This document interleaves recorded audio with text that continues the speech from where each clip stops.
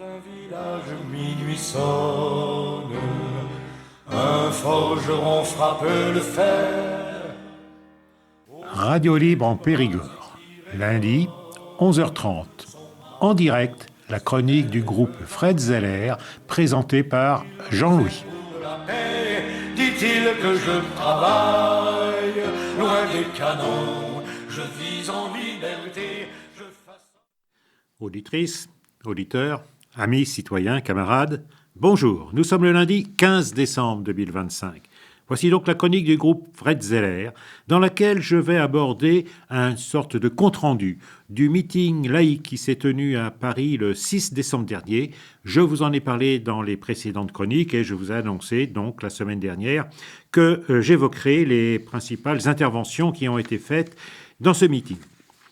Donc c'était une journée de mobilisation laïque importante. Tout le mouvement laïque authentique était là avec la libre pensée, tous ensemble, pour rappeler que la laïcité et la loi de séparation de 1905 sont des lois de liberté et non d'interdit.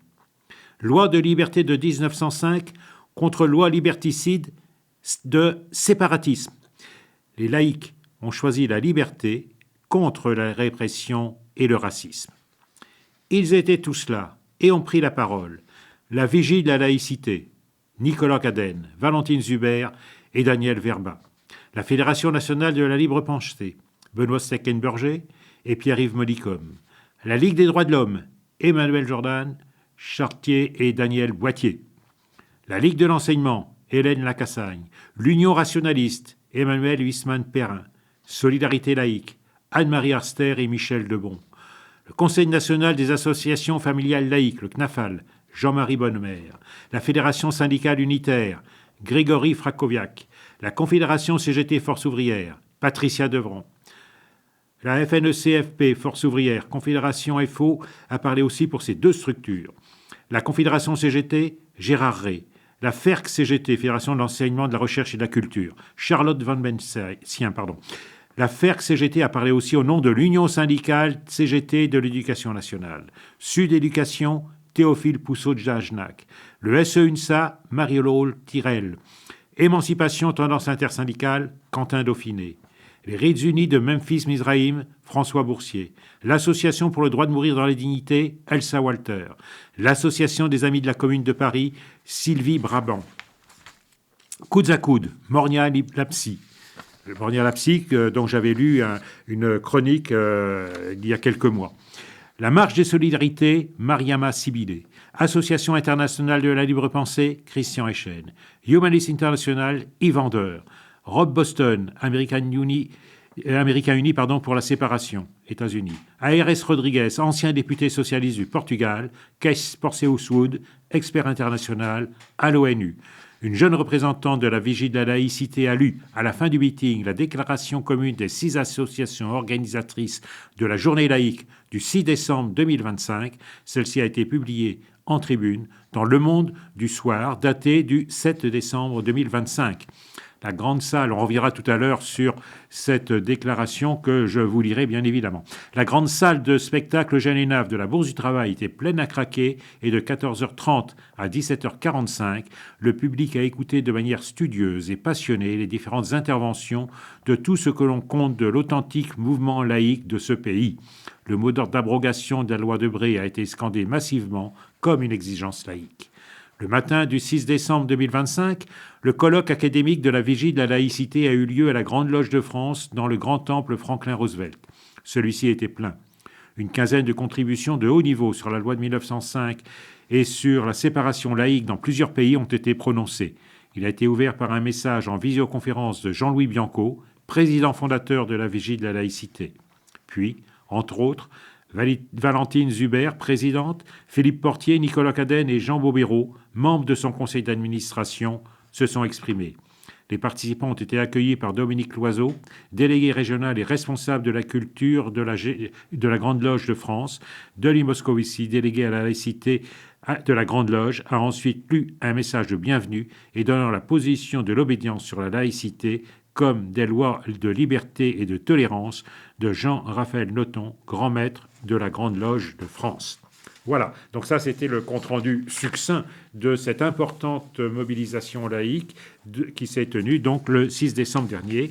Et je vais vous lire donc 3 interventions, on va voir selon le temps, comment le temps s'écoule dans cette chronique, et je terminerai par la déclaration donc adoptée par l'ensemble des organisations et associations qui ont soutenu cette initiative.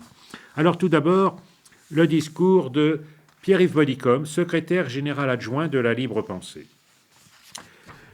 Le meeting d'aujourd'hui est un grand mouvement de clarification. Il donne à voir la réalité du mouvement laïque. C'est un mouvement social et démocratique, profondément attaché aux libertés individuelles et collectives, aux droits sociaux. C'est un mouvement antiraciste et profondément international parce que sa cause est universelle, celle de la liberté humaine et de l'égalité de toutes et tous. En creux, ce rappel aux fondamentaux montre aussi l'ampleur des reniements politiques sur les questions laïques et républicaines ces dernières décennies, l'ampleur de la régression vers le chauvinisme autoritaire et vers les idéologies subventionnées, qui sont toujours des idéologies d'État. Tous ces reniements législatifs, sous la Ve République, procèdent d'un seul précédent, la loi Debré de 1959, qui a instauré le financement public de l'enseignement privé catholique. La loi Debré a été adoptée malgré l'opposition de tous les défenseurs de la République laïque. Elle représente le pacte d'argent entre l'Église et le pouvoir gaulliste, le pacte qui a rendu possible toute la régression anti-laïque ultérieure. L'État et les collectivités sont aujourd'hui les premiers financeurs de l'enseignement religieux à hauteur de 12 milliards par an, selon les estimations les plus fiables. Car bien sûr, ces transferts sont très difficiles à pister. C'est en commençant par l'école que la Troisième République s'est faite laïque. C'est en commençant par l'école que la Cinquième s'est défaite laïque. La confusion politique de ces dernières années n'a pas épargné la question de l'abrogation de la loi Debré. Le défaitisme semblait parfois de mise. L'enseignement privé, apparemment, était trop gros pour être résorbé. Il fallait se battre pour une meilleure application de la loi Debré, notamment en matière de contrôle. Mais l'absence de contrôle pour les écoles catholiques n'est pas un dysfonctionnement de la loi Debré, c'en est le cœur. Ponctuellement, il a même pu arriver que ce défaitisme prenne les atours d'un radicalisme de façade. Plus laïque que moi, tu meurs, mais sans aucune proposition stratégique, si bien qu'à la fin, aucune perspective de sortie du statu quo n'émergeait. Les avocats d'une certaine laïcité, prétendument intransigeante, se retrouvaient ainsi à tenir la chandelle lors des dîners entre les princes de l'Église et ceux d'une république mal nommée.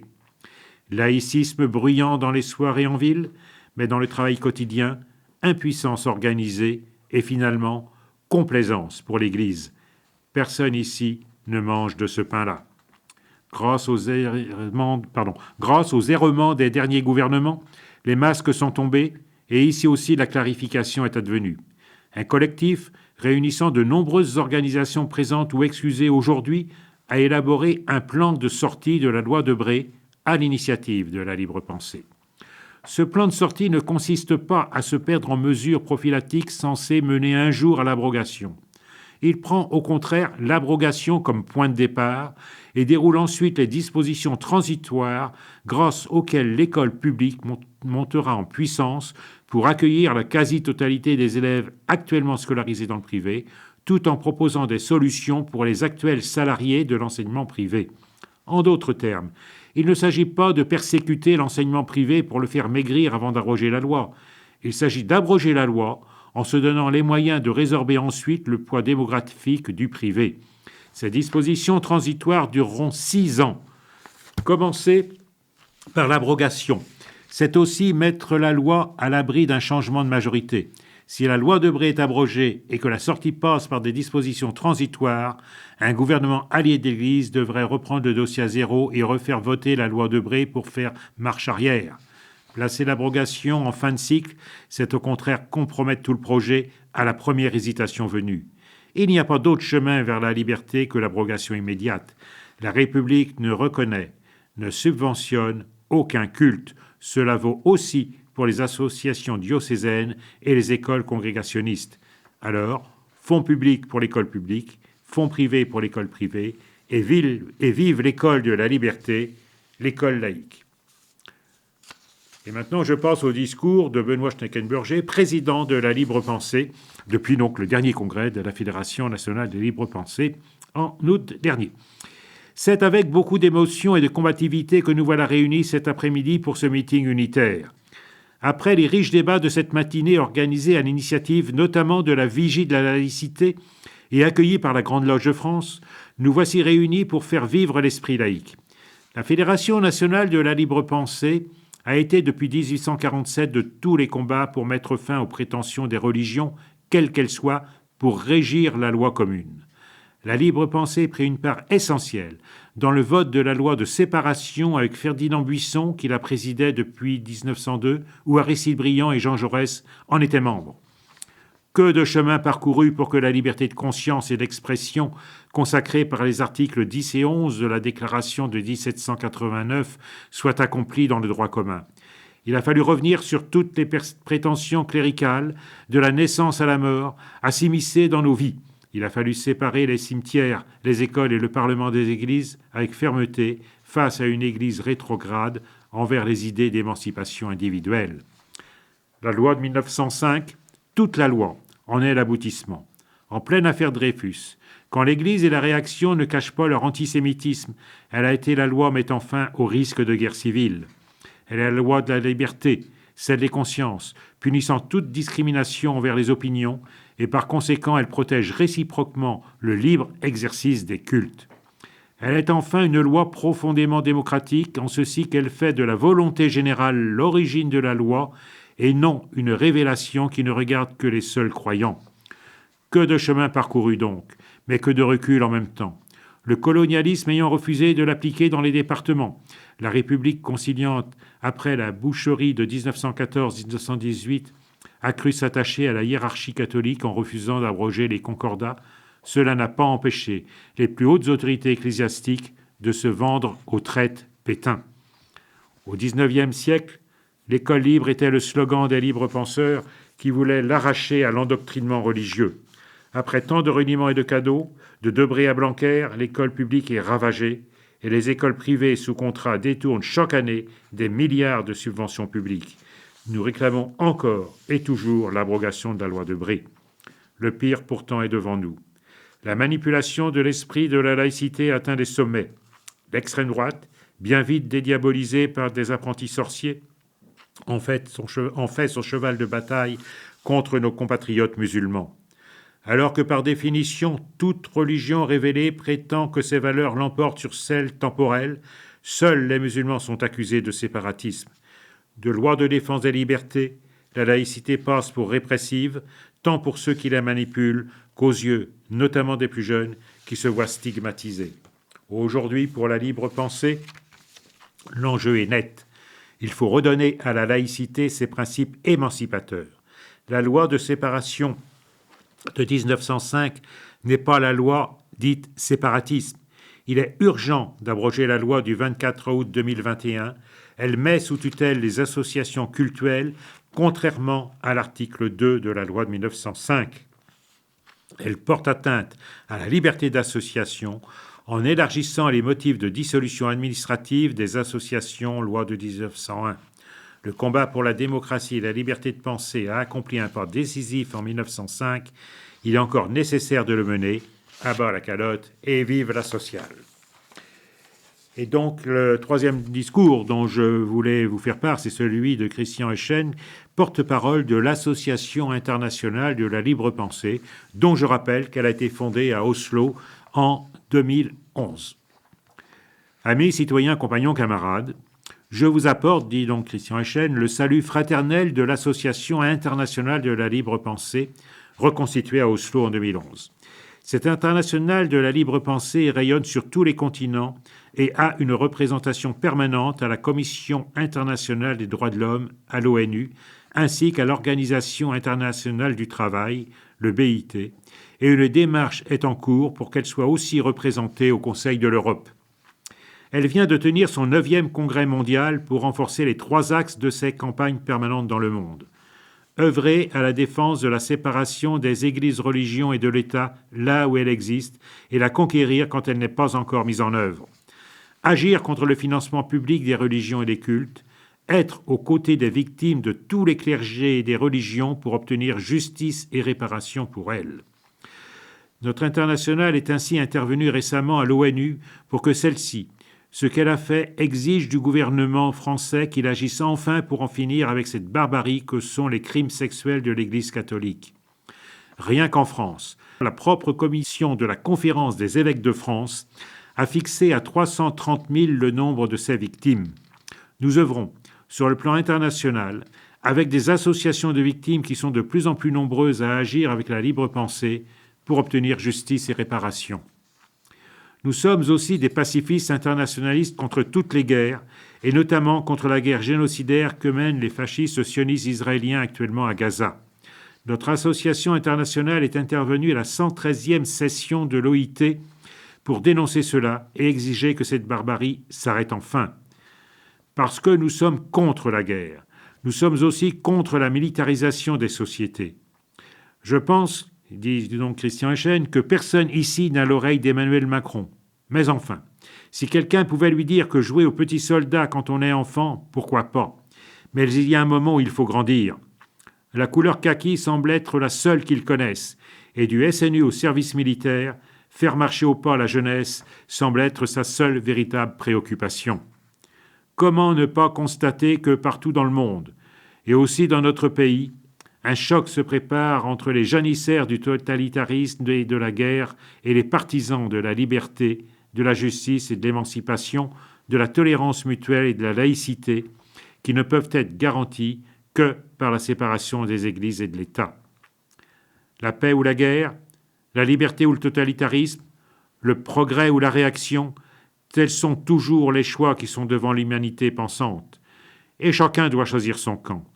C'est pourquoi, dans notre pays, la libre pensée, avec vous tous qui êtes ici dans cette journée de mobilisation laïque, nous avons choisi la loi de séparation des églises et de l'État de 1905, qui est une loi de liberté, contre la loi dite séparatisme du 24 août 2021, et qui n'est qu'une loi d'oppression des consciences, d'interdits toujours plus nombreux et de répression croissante des opinions, y compris religieuses, pour reprendre l'expression contenue dans l'article 10 de la Déclaration des droits de l'homme de 1789.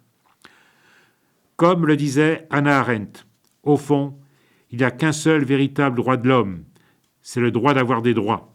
Et cela est revendiqué partout dans le monde, et c'est pourquoi les notions de liberté des consciences, de laïcité, de séparation du religieux et du temporel sont présentes dans de très nombreuses constitutions à travers le monde, bien plus qu'on ne le pense généralement, car la liberté est une aspiration universelle. Mais partout dans le monde aussi. Il y a des totalitaires qui refusent cela à l'humanité et qui veulent faire tourner la roue de l'histoire à l'envers. Mais ce sera impossible, car l'humanité n'aurait plus alors aucun sens et se renierait. La libre pensée, la Vigie de la laïcité, la Ligue de l'enseignement, l'Union rationaliste, la Ligue des droits de l'homme, Solidarité laïque. Les associations ont organisé cette journée de mobilisation laïque qui s'est faite en 2 temps, le matin pour réfléchir, l'après-midi pour agir, unifiant ainsi l'esprit et la matière, tiennent à remercier chaleureusement et fraternellement toutes les associations, les syndicats et obédiences maçonniques qui ont été présentes et qui ont œuvré à nos côtés au succès de cet événement. Comme vous pouvez l'imaginer, une journée comme celle-ci coûte quelques sous à organiser. C'est pourquoi nous allons solliciter votre générosité à la fin pour que vous marquiez votre solidarité agissante en versant dans les drapeaux qui seront à la sortie. Donc Christian Echen parle évidemment de la sortie donc, du meeting qui s'est tenu le 6 décembre dernier à Paris, à la Bourse du Travail, salle ENAF. Merci à tous. Merci à vous tous qui êtes là aujourd'hui. Et comme on disait naguère, quand le peuple se soulevait pour défendre ses droits, ce n'est qu'un début, le combat continue. Et il va continuer, car rien ne peut arrêter la marche du progrès et de la liberté. Et on n'a pas fini d'entendre dans les villes et les campagnes, les entreprises et les chantiers, les écoles et les universités, le mot d'ordre des combattants de la liberté humaine, ni Dieu ni maître, à bas la calotte et vive la sociale. Voilà, donc ça c'était le discours de Christian Echen au nom de l'Association internationale de la libre pensée, dont il est l'un des porte-paroles. Voilà, et donc je voudrais terminer sur cette relation, ce compte-rendu de cette mobilisation du 6 décembre par la déclaration, donc on appelle déclaration du 9 décembre 2025, qui est le travail, le produit du travail des organisations laïques que je citais, et notamment la Vigie de la laïcité, la Ligue des droits de l'homme, la Ligue de l'enseignement, Solidarité laïque, la Libre Pensée et l'Union rationaliste. Et cette déclaration est titrée « Retrouver le sens de la laïcité ». La célébration du 120e anniversaire de la loi de séparation et des églises de l'État du 9 décembre 1905 donne aux associations signataires de ce texte l'occasion de rappeler combien la laïcité est essentielle à l'agencement de la vie démocratique. Elles rejoignent ainsi l'intention de la Constitution qui en a fait, en la plaçant au service de la liberté, de l'égalité et de la fraternité, l'un des principes fondateurs de la République. Reliant la France à la communauté des nations démocratiques, la laïcité trouve son origine dans la Déclaration des droits de l'homme et du citoyen de 1789. En fixant, citation, le principe de toute souveraineté dans la nation, article 31, la Déclaration affirme l'autonomie du pouvoir politique à l'égard des lois divines, en affirmant que, nouvelle citation, nul ne peut être inquiété pour ses opinions, même religieuses, pourvu que leurs manifestations ne troublent pas l'ordre public établi par la loi. C'est l'article 10. Elle permet à chacun de pouvoir choisir, en toute indépendance, ses propres croyances ou convictions. Se manifeste là une rupture décisive avec l'ordre d'Ancien Régime, fondé sur la primauté et l'unité de foi. Il est revenu à la législation de la Troisième République de confirmer le dispositif établi en 1789. La loi du 9 décembre 1905, dont le Conseil d'État a pu rappeler qu'elle était la clé de voûte de la laïcité française, couronne la construction laïque en instituant la séparation des églises et de l'État. Le texte, s'il contient des dispositions techniques concernant l'organisation interne des cultes, comporte surtout deux éléments fondamentaux. Il consacre d'abord la liberté de conscience, considérée dans sa double dimension individuelle et collective. Celle-ci apparaît dès l'article 1er. La liberté appelle ainsi l'égalité. La loi protège identiquement les croyants et les non-croyants sans qu'on ne puisse discriminer quiconque à raison de ses opinions religieuses ou convictionnelles. Ensuite, en affirmant dans son article 2 que la République ne reconnaît de salariés ni ne subventionne aucun culte, la loi affirme la neutralité de l'État. Ce dernier doit se tenir à égale distance de toutes les conceptions englobantes du bien afin de préserver le droit à l'égalité, à l'égale liberté de conscience des citoyens. Or, au cours des 3 dernières décennies, le régime de laïcité a subi un dévoiement de ses principes originels. Il était hier un dispositif de protection de la liberté individuelle. Il est devenu un appareil de défense de la prétendue « identité nationale », entre guillemets, évidemment. À la laïcité de l'autonomie s'est substituée celle de la surveillance. Issue du refus d'accepter l'ouverture de la société actuelle à la pluralité de ses composantes culturelles, en contrant ainsi l'éthique universaliste de la République, elle révèle une conception identitaire et parfois ethnique de la nation. Ce nouveau modèle a pris une nouvelle forme juridique à travers une succession de lois et de règlements qui ont trouvé leur consécration limitative dans la loi du 24 août 2021 visant à conforter le respect des principes de la République. Cette législation inédite a introduit, en rupture avec les principes de 1905, une double mutation. Jusque-là, l'impératif de neutralité ne valait que pour les espaces et les agents de l'État, l'espace social étant, en revanche, et sous réserve des exigences de l'ordre public, une zone d'expression ouverte à l'expression de la pluralité des convictions.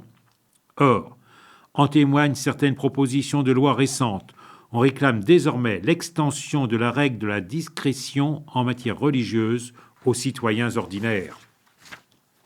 Ensuite, la nouvelle laïcité, entre guillemets, a, par un mouvement parallèle, réduit la sphère de la liberté, en agitant le chiffon rouge du séparatisme, en faisant valoir auprès de certains de nos compatriotes leur devoir d'émancipation, entre guillemets, en se faisant en cela le gardien des bons comportements.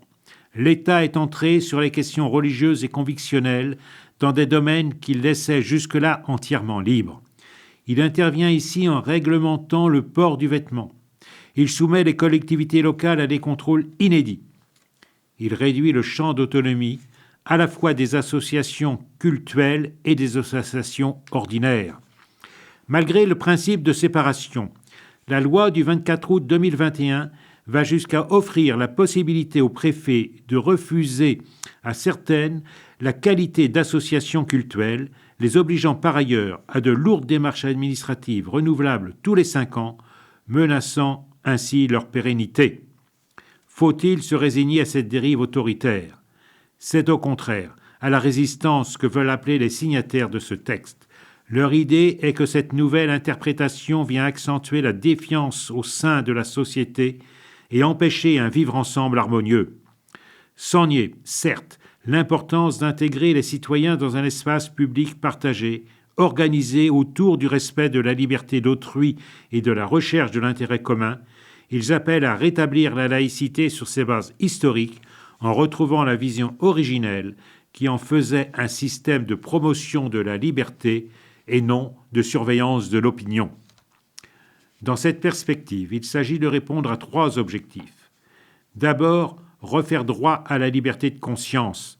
Chacun doit pouvoir exprimer jusque dans l'espace social ses propres convictions et croyances sans qu'on lui impose, au nom d'un ordre moral que l'État se chargerait de définir, une quelconque invisibilité sociale ni une artificielle homogénéité idéologique. Ensuite, reconstruire l'indépendance de la sphère politique. L'un des grands motifs de la loi de 1905 a été de placer l'État en dehors de tout contrôle des églises. Nous souhaitons renouer avec cette visée qui est la condition d'une action publique autonome, laissée, loin de toute soumission aux diverses cléricatures, aux seules déterminations de la délibération civique. Enfin, renouer avec l'idée de droit social. Au moment de la délibération de 1905, plusieurs défenseurs de la loi avaient affirmé, tel Jean Jaurès, que, citation, « la République ne resterait laïque qu'à la condition d'être sociale ». Fin de citation. C'est là aussi un point d'ancrage de cette déclaration. Il ne peut y avoir de réelle liberté indépendamment de l'amélioration des conditions matérielles dans lesquelles se déploient les existences individuelles. Retrouvons le sens de la laïcité.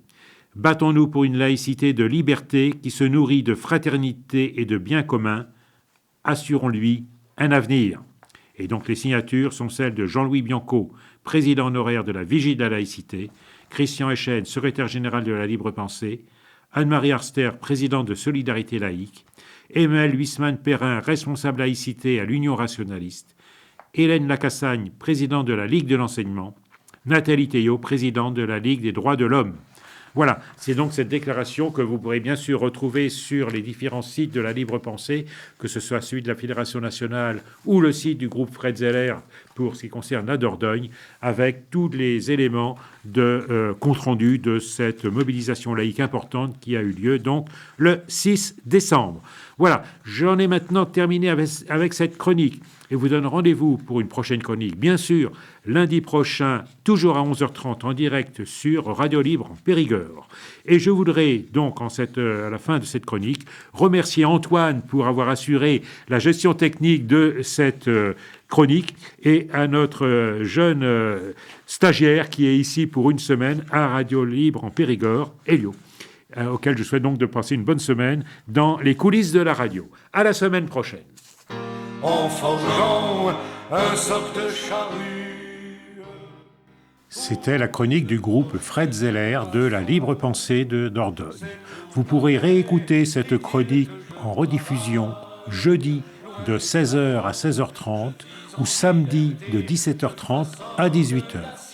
Vous pouvez également écouter cette chronique en podcast sur le site de Radio Libre en Périgord et vous pouvez également retrouver sur le site du groupe Fred Zeller, lpdordogne.fr, toutes les chroniques du groupe Fred Zeller sur Radio Libre en Périgord.